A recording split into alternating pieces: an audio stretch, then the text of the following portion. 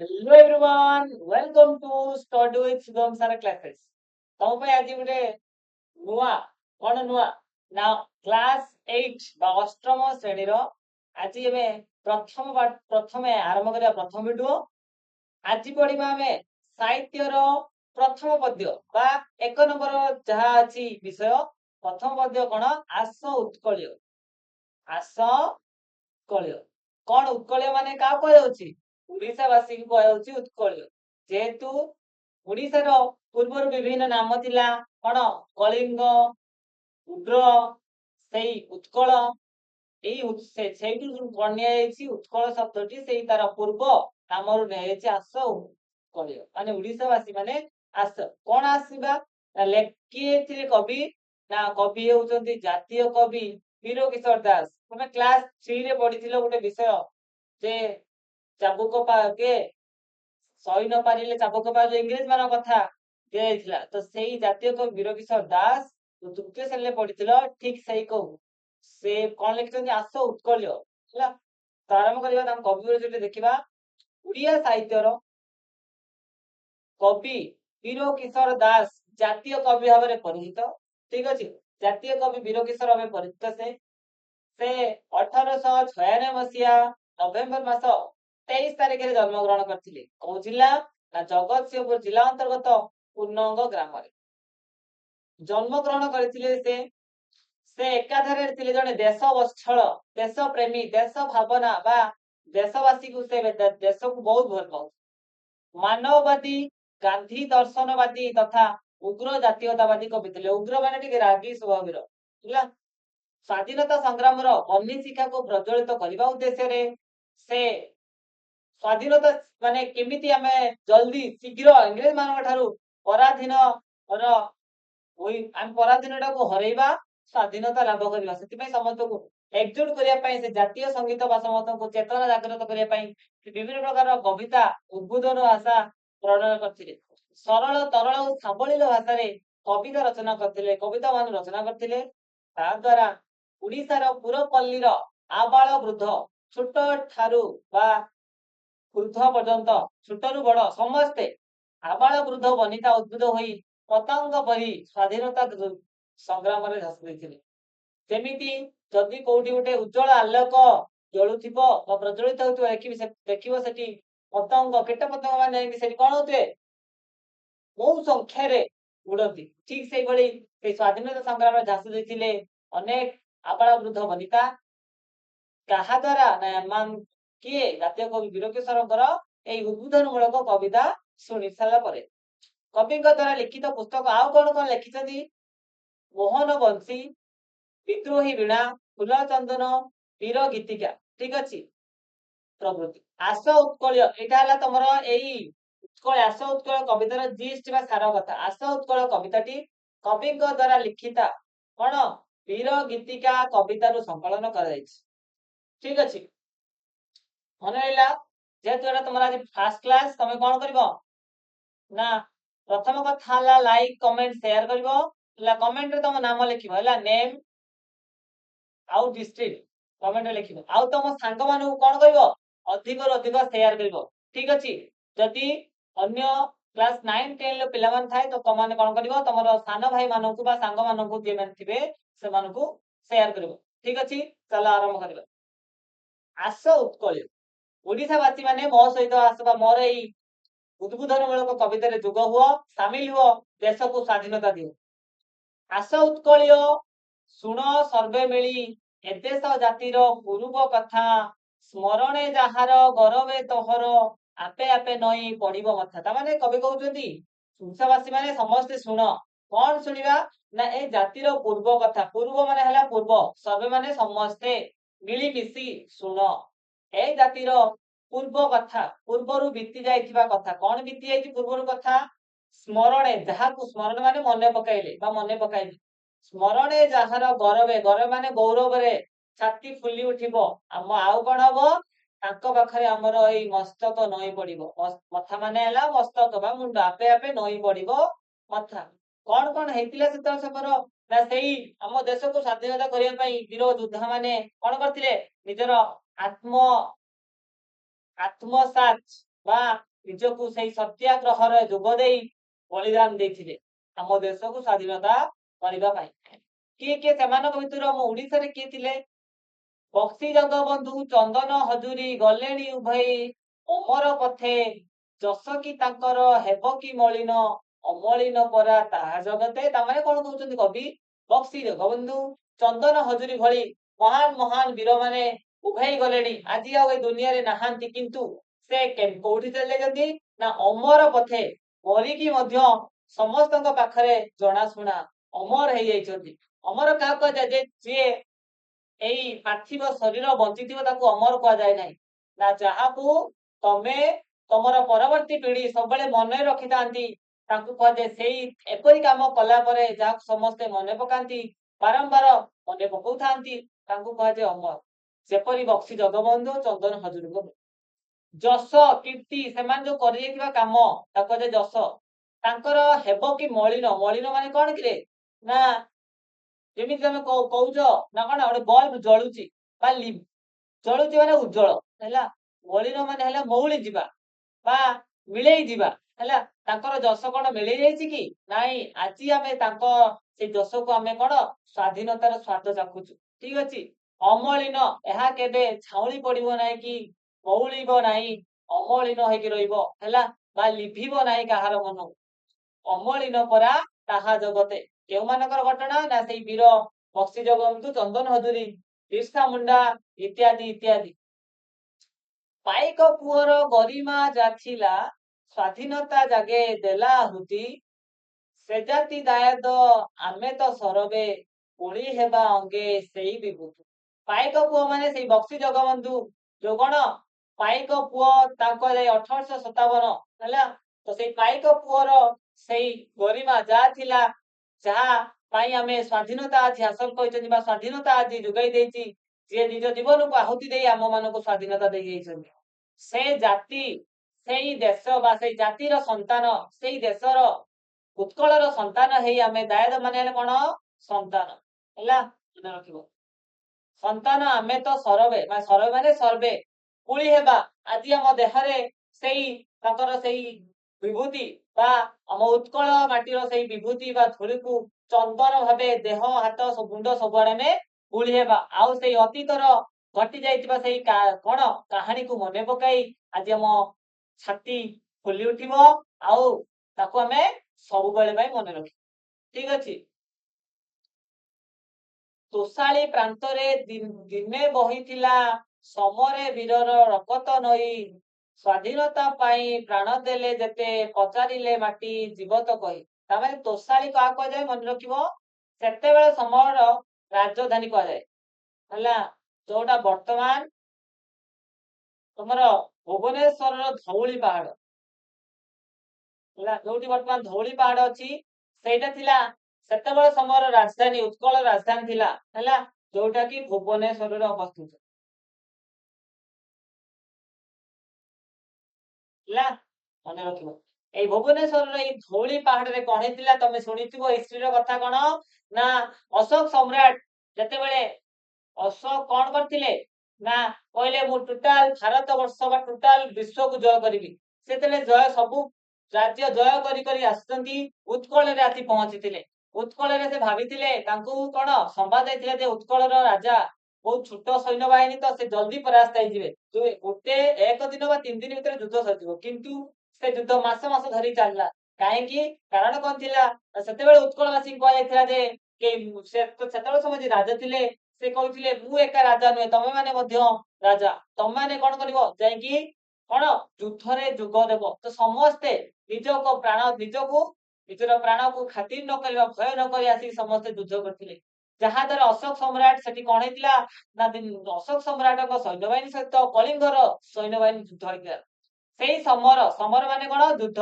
ହେଲା ମନେ ରଖିବ ସମର ଶବ୍ଦର ଅର୍ଥ ହେଲା ଯୁଦ୍ଧ ସେଇ ଯୁଦ୍ଧରେ କେତେ କେତେ ବୀର ମାନଙ୍କର ଆହୁତି ଦେଇ ରକ୍ତର ନଈ ଛୁଟିଥିଲା କୋଉଠି ନା ସେଇ ଧଉଳି ପାହାଡରେ ବା ସେଇ ଧଉଳିରେ ସେଇ କଥା କହୁଛି ତୁଷାଳି ହେଲା କଣ ଧଉଳି ଭୁବନେଶ୍ୱର ଅବସ୍ଥିତ ଯାହାକି ସେତେବେଳେ ସମୟର ରାଜଧାନୀ ଥିଲା ଫଳର ଅଶୋକ ସମ୍ରାଟ ଏଇ ଯୁଦ୍ଧର ଧର୍ମାଶୋକ ହେଇଗଲେ କିପରି ନା ଚଣ୍ଡାଶୋକରୁ କଣ ହେଇଗଲେ ଧର୍ମାଶୋକ ଚଣ୍ଡା ଉଗ୍ର ପ୍ରଜାତିର ଯୋଉ ଥିଲେ ଅଶୋକ ସମ୍ରାଟ ସେ ଏବେ ଧର୍ମ ଧର୍ମ ଶାନ୍ତି ମୈତ୍ରୀ କୁ ଆପଣେଇ ନେଲେ। ସେଇ କଥା କହୁଛି ସ୍ୱାଧୀନତା ପାଇଁ ପ୍ରାଣ ଦେଲେ ଯେତେ ପଚାରିଲେ ମାଟି ଜୀବତକ ଯଦି ମାଟିକୁ ପଚାରିଯାଏ ଯଦି ମାଟି କଥା କହିପାରୁଥାନ୍ତା ତାହେଲେ ତାର ଅତୀତରେ ଘଟିଥିବା ସେଇ କାହାଣୀକୁ ଆଜି ଆମ ଆଗରେ ପ୍ରକାଶ କରିପାରନ୍ତା। ଠିକ ଅଛି।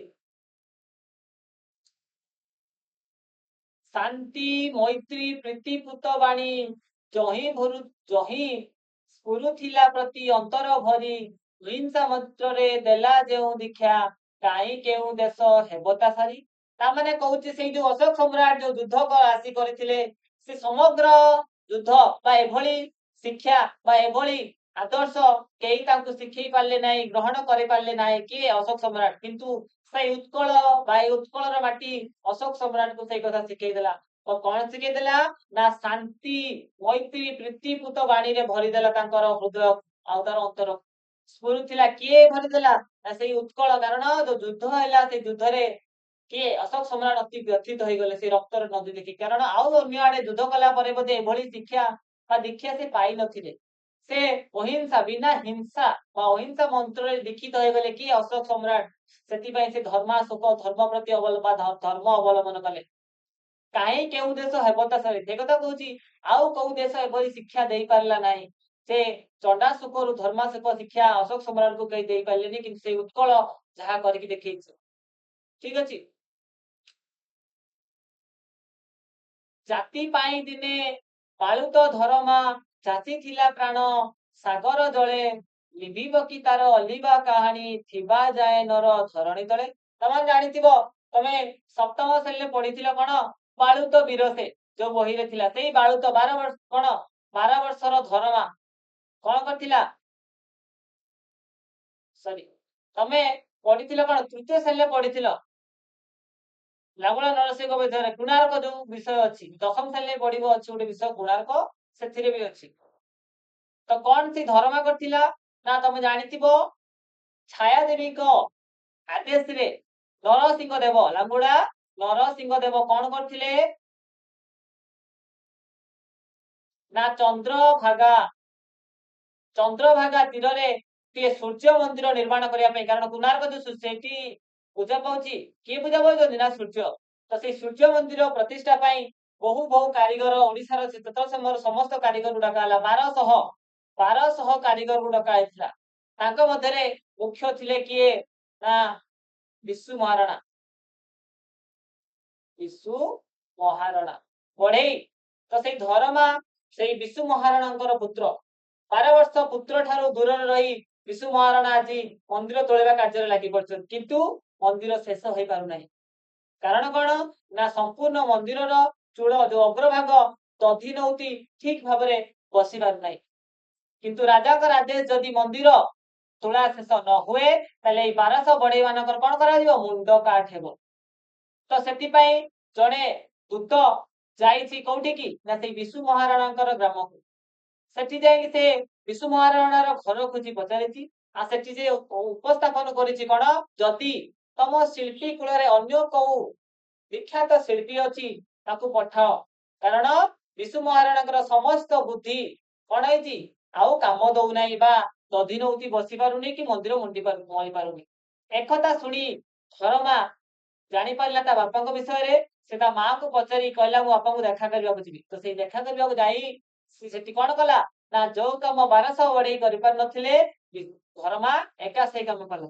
ଆଉ ସେଇ ଧରମା କାରଣ କଣ ରାଜା ଜାଣିଲେ ଯଦି ଛୋଟ ପିଲାଟେ ଏଇ କାମ କରିପାରୁଛି 1200 ବଢେଇ କିଛି କରିପାରିଲେ ନାହିଁ ତ ସମସ୍ତଙ୍କର ମୁଣ୍ଡ କାଟିଦେବେ।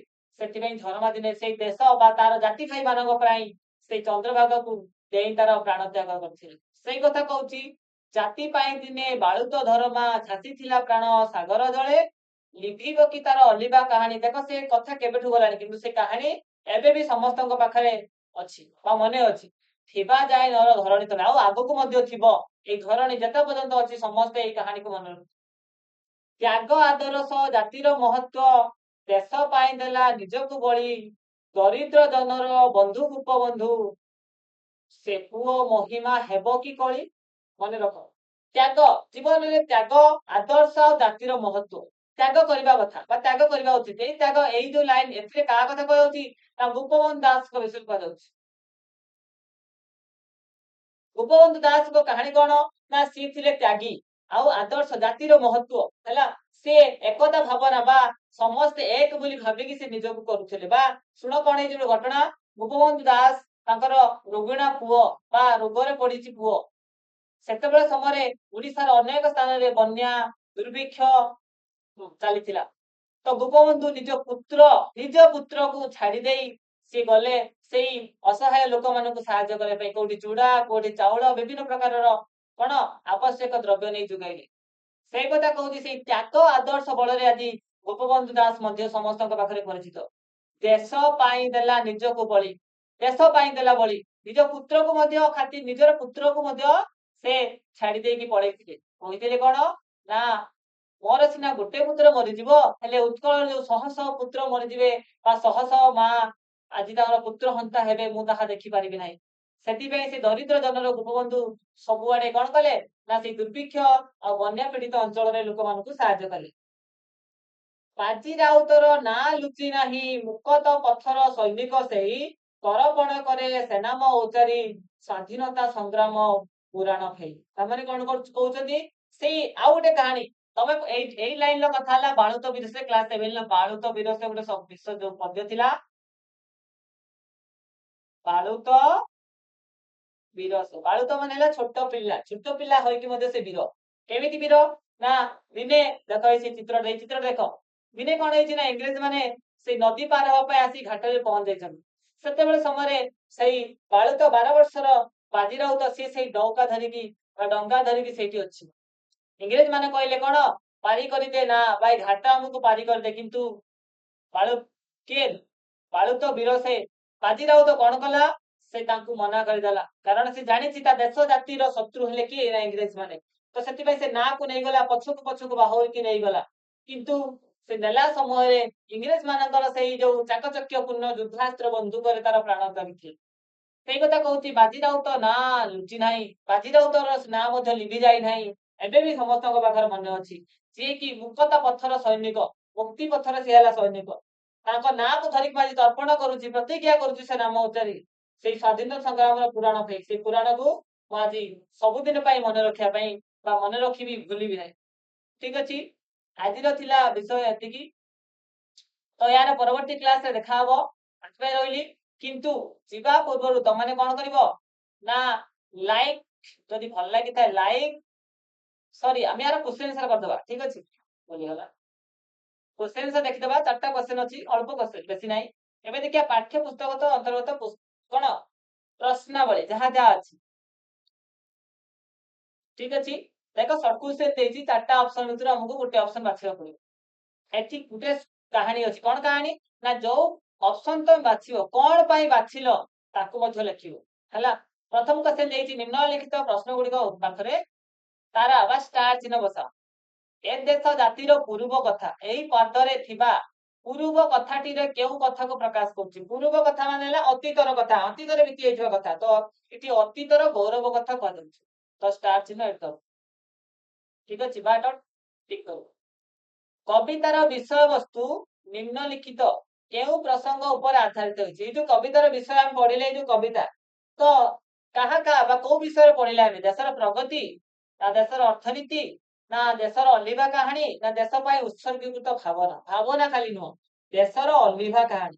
ଠିକ ଅଛି, ଦେଶର ଅଲିଭା କାହାଣୀ।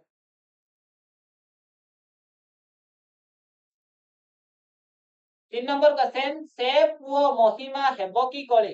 एही पादरे से किए ना से बक्सी जगबंधु ना धर्मपद गोपबंधु बाजी राउत ना एटा कोन हबो तमनु कहितली गोपबंधु हेले एठी से का कहै होची ना गोपबंधु कहै छै।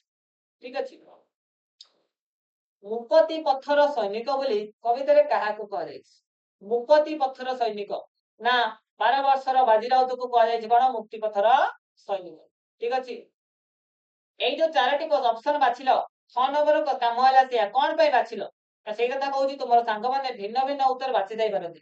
तुमे माने एई उत्तर गुडी काई बाछिलो, तुमे कोन पे बाछिलो एई क्वेश्चन ला उत्तर एया ता तुमे टिके सांग मान सहित आलोचना करके लिखिबो। ठीक अछि, एबे देखिबा आ उडे कथा कोन ଧରଣୀ ଦେଇଛି ତୁମ ସାଙ୍ଗ ଶବ୍ଦ ସହ ଶବ୍ଦ ଯୋଡ଼। ତମ ସାଙ୍ଗମାନଙ୍କ ସହ ମିଶି ଆଲୋଚନା କରି ତଳେ ଦିଆଯାଇଥିବା ଖାଲି ସ୍ଥାନରେ ଧରଣୀର ସମାର୍ଥ ଉଦ୍ଯୋଗ, ଯେମିତି ତମର ଏକରୁ ଅଧିକ ନାଁ ଥାଏ, କିଏ ତମକୁ ତମର କଣ ଅରିଜିନାଲ ନାଁ ଯୋଉଟା କି ତମେ ସବୁଆଡେ ବ୍ୟବହାର କରୁଛ, ସ୍କୁଲରେ ନାଁ ଧରି ଡାକୁଥିବେ, ଘରେ ବାପା ମା ଆଉ ସାଙ୍ଗସାଥି ମାନେ ସବୁ ଅଲଗା ଅଲଗା ନାଁ ଧରି ଡାକନ୍ତି, ଠିକ ସେଇଭଳି ଧରଣୀର ପ୍ରତି ଶବ୍ଦ ବା ସମାର୍ଥ ଉଦ୍ଯୋଗ ସେଇଟା ସବୁ ଲେଖିବ। ଧରଣୀ, ଧରା, ଧରିତ୍ରୀ, ବସୁମତୀ,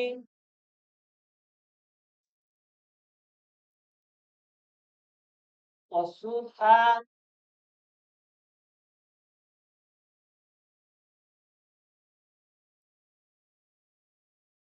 ବସୁନ୍ଧରା ହେଲା, ମହି,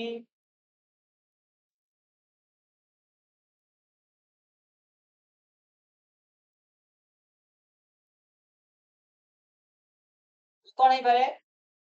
ମହି ଗଲା, ଧରା, ଧରିତ୍ରୀ, ବସୁମତୀ, ପୃଥିବୀ, ବସୁଧା, ବସୁନ୍ଧରା,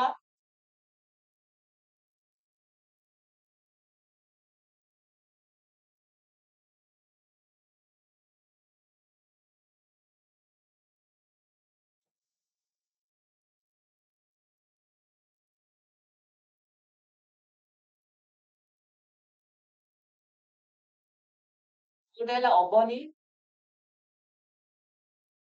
ଆଉ ଗୋଟେ ମେଦି, ବାସ୍ ହେଲା। ଅବନୀ ଆଉ ମେଦି, ଏତିକି ହେଲା କଣ ଧରଣୀର ପ୍ରତି ଶବ୍ଦ। ତାକୁ ଦେଖିଦବ।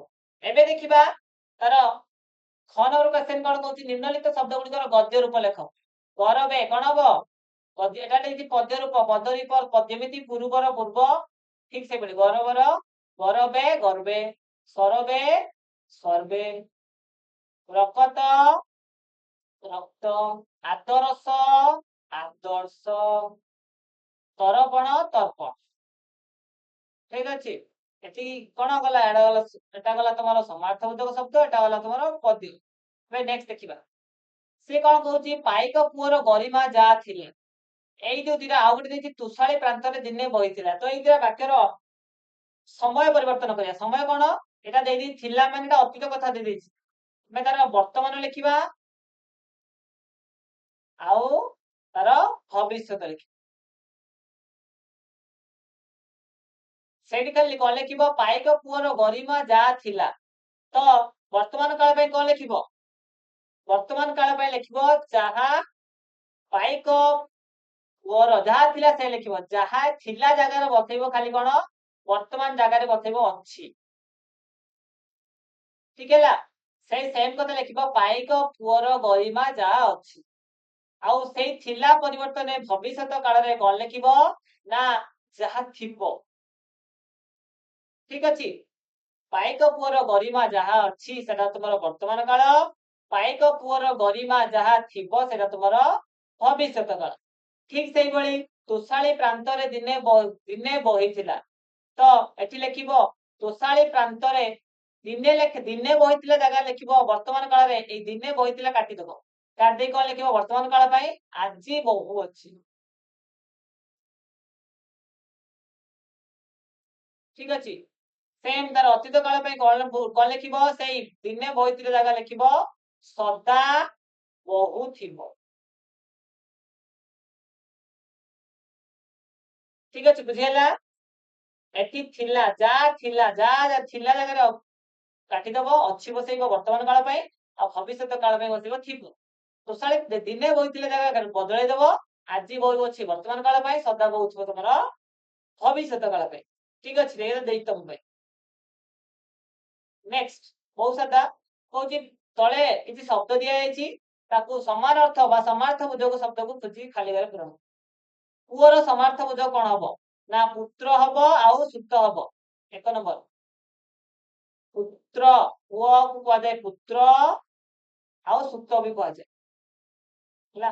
नई नई रो प्रतिशब्द बा समार्थ बोधक तले देई तटिनी आउ गोटे कोन हबो स्रोतसिनी लिखिबो तटिनी अटे स्रोतसी।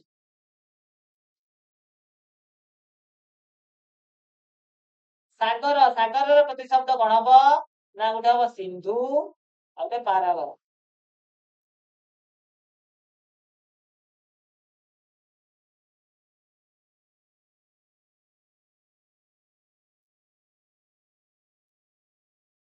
ସୈନିକର ପ୍ରତିଶବ୍ଦ ହବ ଯବାନ, ଆଉ ହେଲା ସିପାହୀ।